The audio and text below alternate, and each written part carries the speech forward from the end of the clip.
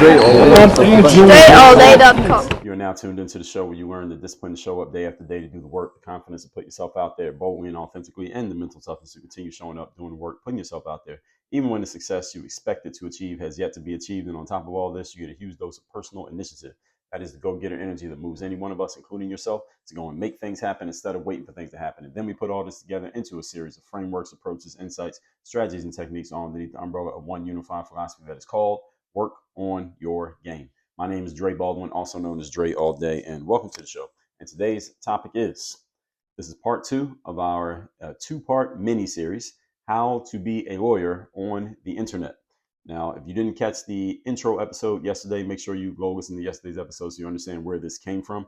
Before we even get into it, let me give you two quick things. First of all, my text message number is down below in the description. Secondly, Work on Your Game University. You want to have me as your direct coach to learn how to apply the things that you see me demonstrating and the stuff you hear me talking about right here on the show. Go to workonyourgameuniversity.com. You can see who we worked with in the past, who we are working with right now in the present, who we're looking for to work with, and how you can take your next step. It's all right there on that page. Very simple, very easy to understand. I mean, being that I'm a lawyer on the internet, I can explain things pretty well.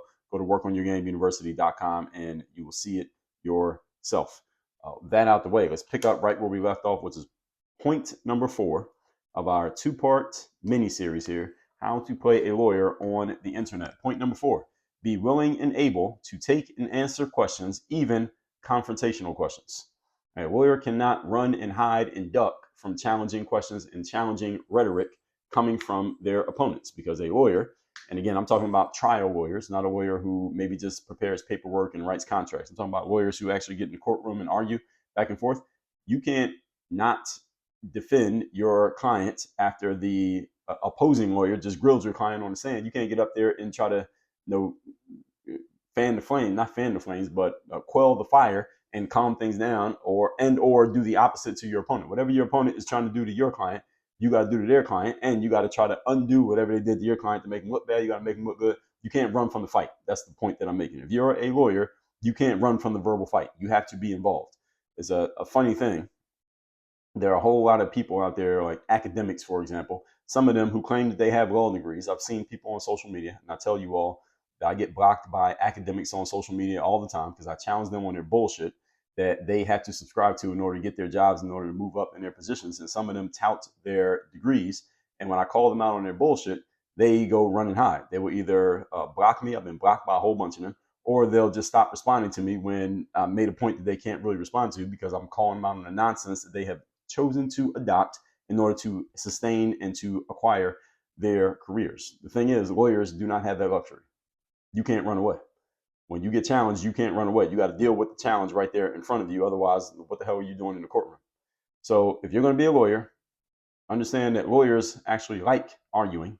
Lawyers like defending their points, and they like beating up other people's bullshit points, especially when someone disagrees with them. Lawyers love this. If you're going to be an internet lawyer, this might be a part of the job that you need to actually like. You don't have to like all of it. This might be a part you want to like. This is one of the absolute requirements if you're going to play a lawyer on TikTok. You got to be able to defend yourself verbally. For those who are familiar with my work, even those of you who are not, okay, you either know or you will come to understand that even though this show is just me talking myself, I actually enjoy verbal confrontation. It doesn't bother me at all. I enjoy it, especially if someone's challenging my position or I'm challenging someone else's position, and they happen to be someone who is willing and able to play ball, so to speak. So when I say play ball, what I mean is a person who will defend their position against someone who is challenging them.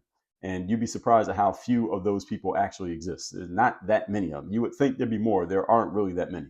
Many people, when they find their position being challenged and they don't really have a solid reason why they believe what they believe, other than I'm doing it for my job, I'm doing it because somebody told me to, I'm doing it because it's what I've always believed, but I have no solid logical explanation of why I believe it.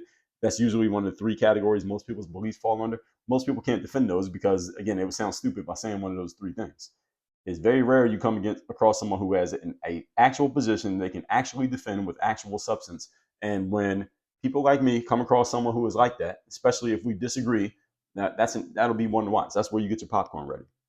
Now, when I'm saying all that to say this, when I say argument is fun for me, I don't necessarily mean that argument being that I have to be antagonistic towards the person who I'm talking to, or even the point that I'm talking against. I just like the exercise of ideas being challenged by other people. right? In the marketplace of ideas, everybody is not going to agree. And in the marketplace of ideas, people should be able to disagree openly and have open discussion about the disagreement so we can figure out what each person thinks. Doesn't mean anybody's mind is necessarily going to be changed, but can we have an open conversation? I like the exercise of one idea being challenged by another. All right, this is the battle of perspectives, and it gets played out verbally. And this is a skill of mine. If you're going to be a lawyer, you must have this skill. And again, I told you, I look forward to doing this. So you're going to be a lawyer, especially on the internet. I would suggest that you get good at this. That does not mean that you need to respond to every comment. Doesn't mean you need to engage every troll.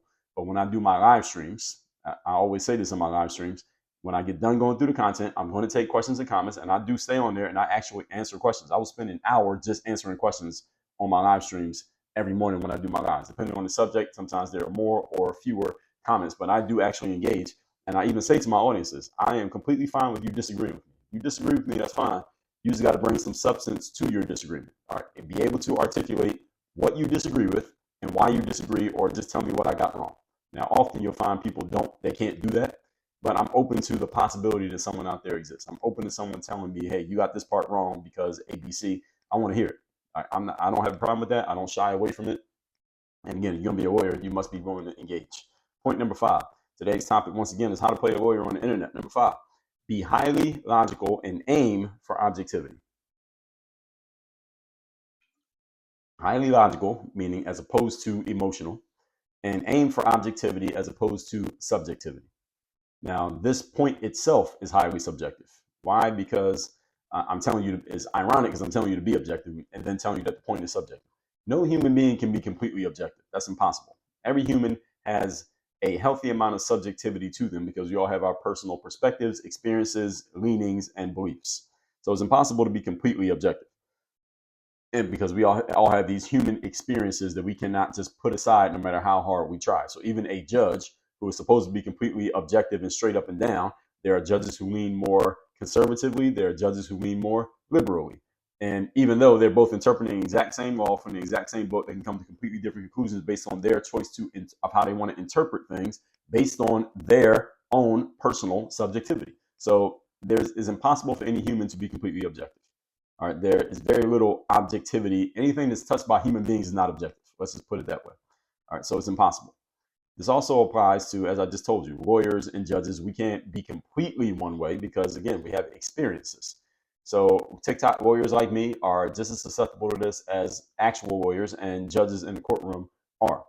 Our aim, however, is to try to be as objective as possible and base our arguments and our logic in reason, or base our arguments, in logic and reason, never in emotions or feelings. If you're a lawyer, you can't get emotional about your position, and you can't have your feelings dictating your words and the way that you get your points across. Being logical and reasonable over being emotional is pretty easy for a internet lawyer like me, because I have seen and heard others who have actual degrees who are not very good at this. People with actual law degrees, they're not that good at it, even though they have the law degree. I don't know if it's part of the law degree teaching that you got to try to be logical and objective and not get in your feelings, but human beings are still humans no matter what gets taught in a classroom. But I've seen and heard, as I said, others who ain't that good at this. You want to stay away. Now, let me back up. This is why I tell people that unless absolutely necessary, you want to stay away from the judicial system completely, especially if you do not have financial resources, because being able to break things down logically and objectively makes it easier for you to argue any side of a conversation, which is required if you're going to be a good lawyer. You got to be able to argue both sides. I remember watching the Sex and the City movie years ago, if those of you who saw it. And there was a part in the movie where, what was the woman's name? Miranda. She was actually a lawyer, and her husband was named Steve. And Steve had cheated on Miranda. So they were separated for a while, and then they went to counseling, and Miranda was really taken aback by the fact that her husband has cheated, and she was trying to decide whether or not she should stay with Steve or break up with Steve. And the day that she was to decide whether to stay with him or not, she wrote down on a legal pad 2 sides of the conversation. All right, here are all the reasons why I should break up with Steve and not stay with him. Here are the reasons why I should get back with Steve and mend our relationship. A good lawyer, as she was portrayed to be on the show, always understands both sides of an argument. You understand not only the position that you're taking and what you want to argue, but you also ask yourself, what will my opponent say to defend their position, the position that you're opposed to? If I was arguing that position, how would I do it? What would I say? You should be able to do this. If you're going to be a lawyer, and I'm being tongue in cheek here, but I actually mean this seriously for all of you, that anytime you're going to argue strongly for one position, you should ask yourself, what is the opposing position's argument? How would they make that argument? What would I say if I had to make that argument? This requires you to put yourself in the other person's shoes. It requires you to be very logical and very objective and remove your feelings from the situation, because if you can build a really strong argument opposing your own argument, then you'll be able to attack and defend against anything that will get thrown at you based on your real argument, because you have already prepared yourself to deal with it because you thought about it ahead of time. You understand? This is what a good lawyer does. So if you're a trial lawyer and you're defending your client from a murder charge, what you do is you get all the information that you can gather, and then you ask yourself, if I was the prosecutor trying to put my client in jail, what case would I make to put this guy in jail that I'm about to defend? You would think out the entire case the prosecution would make, and then you prepare to knock down every single point that the prosecution might have so that they can't use it against you. So nothing should surprise you by the time you get in the courthouse. You follow what I'm saying? This is what good lawyers do. So unless absolutely necessary, you want to stay away from the legal system completely, because the other side, they're arguing on something that you can't even, for the most part, get it worded in edgewise. If you don't have financial resources, you might not have a good lawyer, and the prosecutor might be a better lawyer than you're a cheap lawyer, and now you're in a bad situation. So being able to break things down logically and objectively makes it easier for you to argue any side of a conversation. This is a requirement when you're going to be a lawyer. Moving on to point number 6. And actually, one more thing on point number 5. The reason why I say you want to stay out of the legal system is there are a lot of lawyers out there who you might end up hiring who are not that great under pressure. Again, if you find one that is not you find one based on budget, a cheap lawyer or some public defender, and public defenders are actually not bad lawyers. They get a lot of experience from all the cases that they had to handle. The problem is they don't have enough time to go into any one case to be able to help you the way that you actually need to be helped by a lawyer who can be dedicated to your case. Moving on, point number 6. Topic again today is how to play a lawyer on the internet. Number 6, find a way to always be right. Lawyers are often right in what they say. Remember, I was working at LA Fitness many years ago, and I had a coworker, this black guy, and his wife was a lawyer. And I remember he and I were having a conversation about something. We were debating about something, and I was beating him in the debate because I was just better at the argumentation of my point.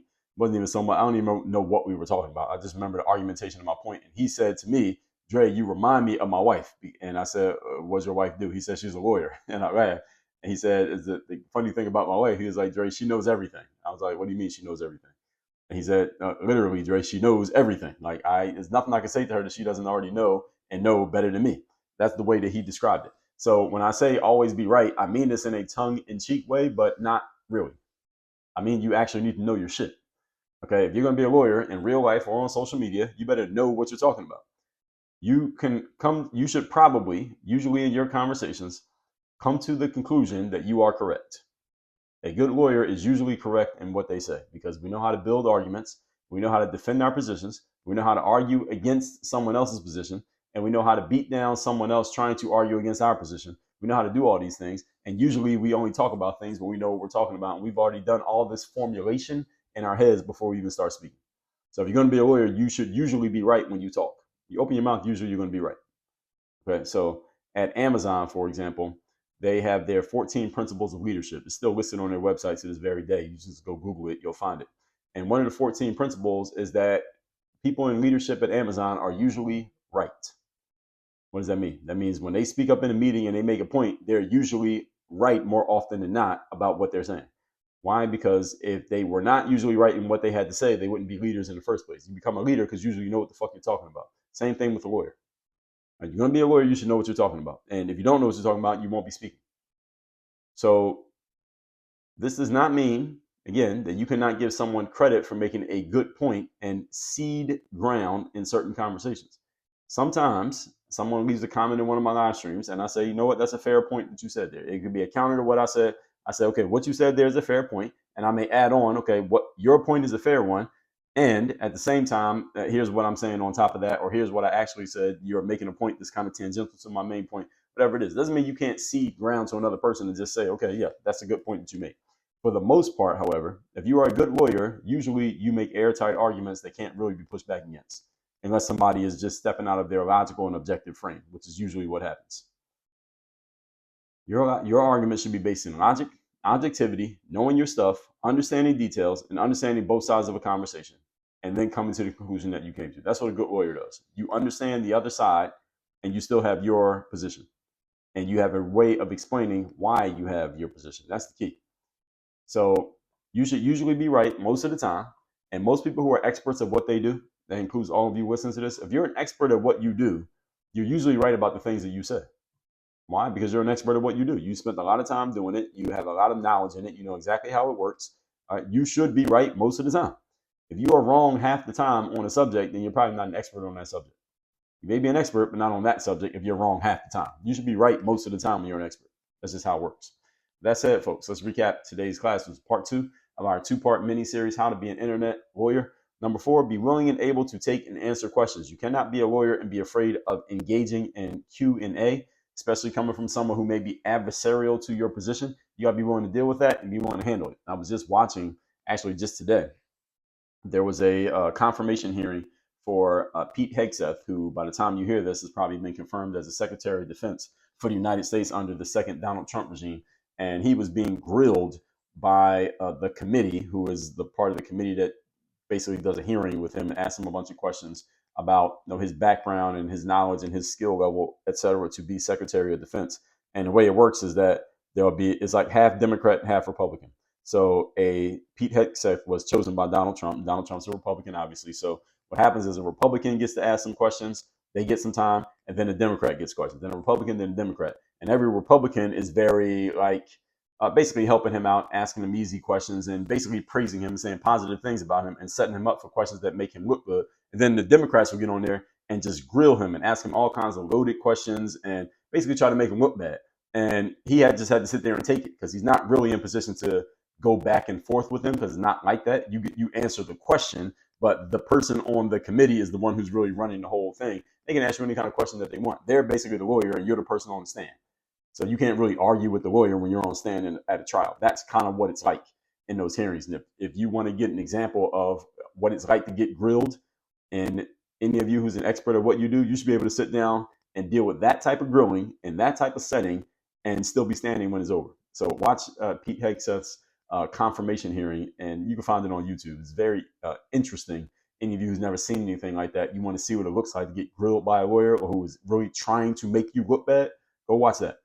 Anyway, point number 5, be highly logical and aim for objectivity. All right, you have to be able to aim for objectivity in what you say, even if you can't be completely objective. No human is. And number 6, find a way to always be right. All right, lawyers are usually right with what they say, and one of the reasons that they're usually right is because they control the conversation, they control the question, so they can just direct things to where it seems like they're right, even if what they're saying is complete bullshit. And sometimes as a lawyer, you got a case that's complete bullshit, and you got to find a way to make it work anyway. All right, all that being said, folks, you're going to be an internet lawyer, now you know how to do it. Workonyourgameuniversity.com. You want to work with me directly, step up your articulation, your communication, your presentation, get your name and your word out there so the right people know who you are, know what you're about, know that you're an expert, and know they want to work with you. Go to workonyourgameuniversity.com, have me as your personal coach, and let's get to it. Work on your game. Dre, all